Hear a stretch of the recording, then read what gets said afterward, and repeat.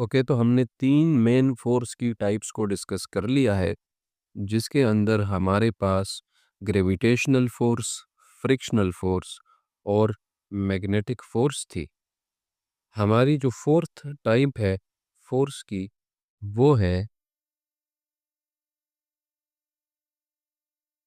Tension force. कौन-सी force? Tension force. ये force की वो किस्म है जिसमें के फ़ोर्स को ट्रांसमिट किया जाता है किसी स्ट्रिंग, धागे, रस्सी या किसी तार के अंदर, जब उसे टाइटली क्या किया जाए, पुल किया जाए। मिसाल के तौर पर सर, हमने क्या कहा कि ये जो टेंशन फ़ोर्स है ये क्या है? ये वो फ़ोर्स है जिसे ट्रांसमिट किया जाता है, ट्रांसमिटेड थ्रू स्ट्रिंग, वायर,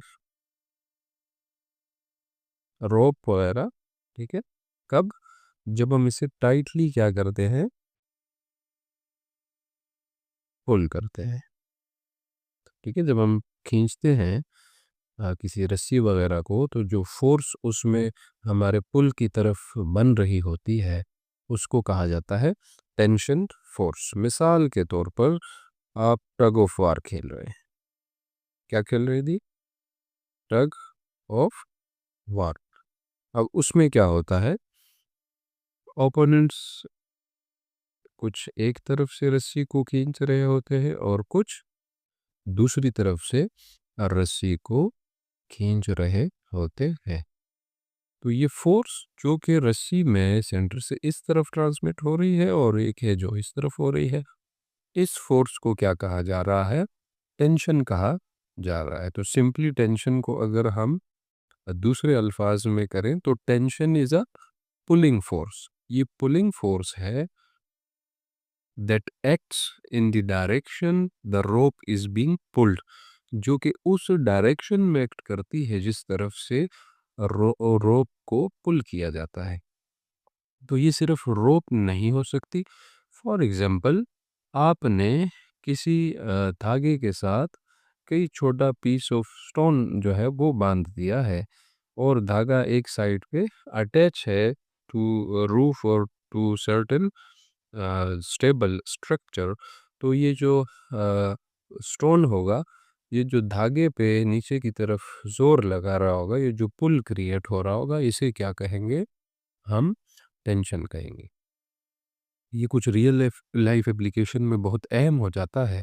जैसे मिसाल के तौर पर आपने क्रेन्स देखे होंगे, जो बड़े क्रेन्स होते हैं वो जो हैवी लोड्स को उठाने के लिए काम कर रहे होते हैं, तो उन्होंने क्या किया होता है, धागों से रस्सियों से, सॉरी, बड़ी जो स्टील वायर्स होती है उनसे बड़े बड़े लोड्स को क्या किया होता है, उठाया होता है।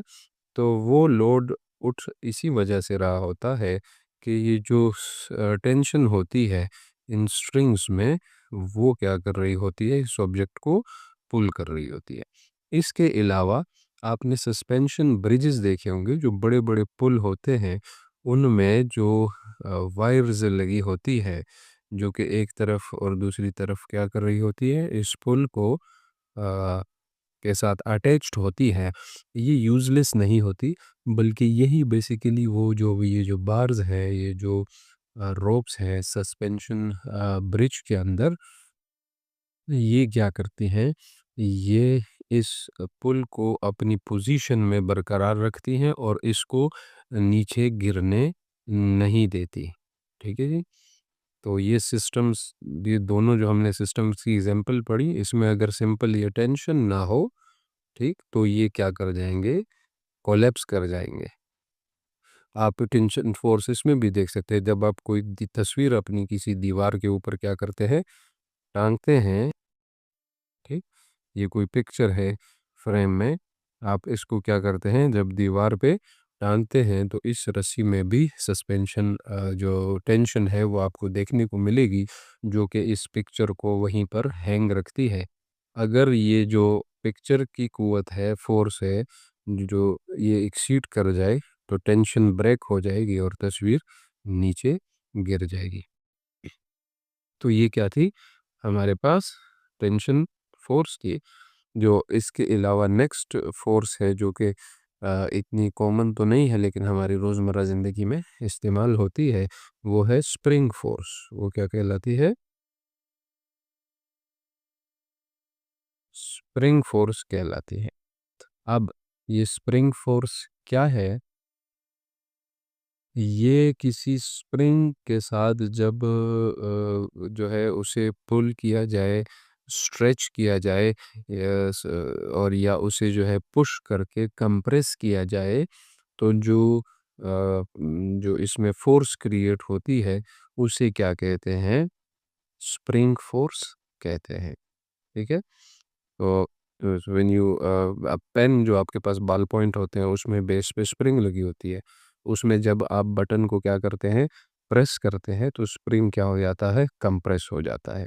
और जैसे ही आप उसमें वो मौजूद बटन को क्या करते हैं? प्रेस करते हैं, तो वो स्प्रिंग के अंदर जो स्प्रिंग फोर्स होती है वो उस पेन को वापस अपनी इनिशियल पोजीशन के अंदर ले आती है।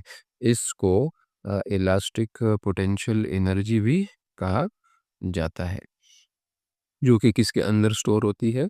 स्प्रिंग के अंदर स्टोर होती है। तो स्प्रिंग फोर्स क्या है? जो कि स्प्रिंग की कंप्रेशन की वजह से या उसको स्ट्रेच करने की वजह से इसके अंदर आती है। तो वो फोर्स है जिसको दूसरे अल्फाज में इलास्टिक पोटेंशियल एनर्जी भी कहा जाता है। वो इसके अंदर क्या हो जाती है? स्टोर हो जाती है, और जब आप उसको रिलीज़ करते हैं तो ये चीज़ को वापस अपनी जगह पे ले आती है। ये एक लॉ है जिसको हुक्स लॉ कहते हैं, उसके प्रिंसिपल पे एक्ट करती है, लेकिन वो हम किसी और लेक्चर में डिटेल में क्या करेंगे? डिस्कस करेंगे। इसके अलावा हमारे पास आ जाती है अप्लाइड फोर्स। ठीक है। अप्लाइड फोर्स क्या है? जो हम किसी भी चीज़ के ऊपर अप्लाई करते हैं। This is an applied force, जो किसी चीज़ को मोशन में लेके आती है। ये भी अप्लाइड फोर्स है जो किसी मोशन की चीज़ को रेस्ट में लेकर आती है। ठीक है। और ये भी अप्लाइड फोर्स थी जो इनका इसका क्या कराती है? डायरेक्शन चेंज कराती है। सिंपली ये हमारे पास क्या है? हमारे अप्लाइड फोर्स की मिसाल हैं। आप कोई लॉन मूवर चला रहे होते हैं घास काटने के लिए, या आप सफ़र पे जा रहे हो अपना सूटकेस खींच रहे होते हैं, ये सारे अप्लाइड फोर्स की एग्जांपल्स हैं। तो ये क्या है हमारे पास? यही जो हमारी नॉर्मल पुश या पुल वाली फोर्स थी। इसके अलावा नॉर्मल फोर्स आ जाती है हमारे पास। नॉर्मल फोर्स क्या है? ये वो फोर्स है जो कि कोई सरफेस एक्सर्ट करता है किसी ऑब्जेक्ट को अपनी पोजीशन में, रेस्टिंग पोजीशन में रखने के लिए। मिसाल के तौर पर इस टेबल के ऊपर ये वाइट बोर्ड पड़ा है, इस टेबल के ऊपर मेरा हाथ भी पड़ा है। ये टेबल इस वाइट बोर्ड और मेरे हाथ को अपनी रेस्टिंग इसी सेम जगह पे रखने के लिए ऊपर की तरफ एक फोर्स अप्लाई कर रही है, जो कि इसकी परपेंडिकुलर होगी, 90 डिग्री पे अप्लाई हो रही होगी उस ऑब्जेक्ट के जो उस के ऊपर क्या हो? पड़ा हो उस सरफेस के ऊपर। ठीक है। तो फॉर एग्जांपल ये वाइट बोर्ड है और ये नीचे क्या है? हमारा टेबल है। तो ये जो है, जो इस टेबल की सरफेस इस ऑब्जेक्ट के ऊपर फोर्स लगा रही है, इसको अपने ऊपर पड़ा रखने के लिए, रेस्टिंग में रखने के लिए, इस फोर्स को क्या कहा जाता है? नॉर्मल फोर्स कहा जाता है। ठीक है जी। जब आप ग्राउंड पे खड़े होते हैं तो ग्राउंड आपको ऊपर की तरफ धक्का दे रही होती है। आप ज़मीन में नहीं धंसते। क्यों नहीं धंसते? क्योंकि वहाँ आपके ऊपर नॉर्मल फोर्स अप्लाई हो रही है। और नॉर्मल फोर्स क्या होती है? ये मैग्नीट्यूड में इक्वल लेकिन डायरेक्शन में ऑपोजिट होती है। किसके? ग्रेविटी के। तो ग्रेविटी आपको इस वाइट बोर्ड को इस वक्त नीचे खींच रही है। ऑन द सेम टाइम ये जो टेबल है इसकी सरफेस इसको ऊपर की तरफ धकेल रही है। तो दोनों फोर्सेस का, ग्रेविटी और इस टेबल के अंदर जो नॉर्मल फोर्स है, नॉर्मल फोर्स और ग्रेविटी, एक दूसरे के इक्वल लेकिन डायरेक्शन में क्या होते हैं, ऑपोजिट होते हैं, जिसकी वजह से चीज़ रेस्ट में अपनी जगह पे पड़ी रहती है। अब हम आ जाते हैं यूनिट की तरफ कि जी फोर्स का यूनिट क्या है। तो ये जो हमने जितनी भी टाइप्स पढ़ी फोर्स की, इनका यूनिट क्या है जी, न्यूटन।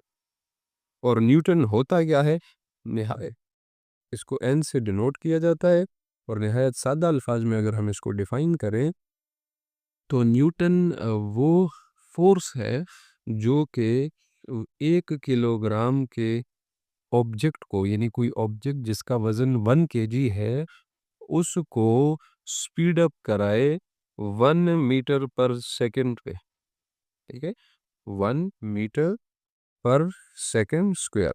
उसके अंदर एक्सेलरेशन काज करा दी, मैं उसको स्पीड अप करा दे, किसको, 1 kg ऑब्जेक्ट को 1 मीटर पर सेकंड स्क्वायर स्पीड अप कराने के लिए जो फोर्स रिक्वायर्ड होती है वो कितनी होती है, 1 न्यूटन, 1 न्यूटन होती है। ठीक है, तो न्यूटन को समझना ज़रूरी क्यों है कि ये जो है फोर्सेस को सही तरीके से मेजर करने में मदद करती है हमारी। इसके अलावा सिंपली अगर आप एक नॉर्मल इसकी जो है वो एक इक्वेशन चाहते हैं तो अ, एक नॉर्मल साइज़ के सेब को हाथ में अपनी पोजीशन पे रखने के लिए जो हाथ नॉर्मल एक फोर्स अप्लाई कर रहा होता है वो रफली इक्वल टू होती है 1 न्यूटन। ठीक है जी, तो हमने फोर्स को समझा कि फोर्स क्या है और उसकी डिफरेंट टाइप्स को समझा, और फोर्स की जो यूनिट है उसको थोड़ा सा क्या किया, हमने डिस्कस किया। With this I thank you all for staying with us.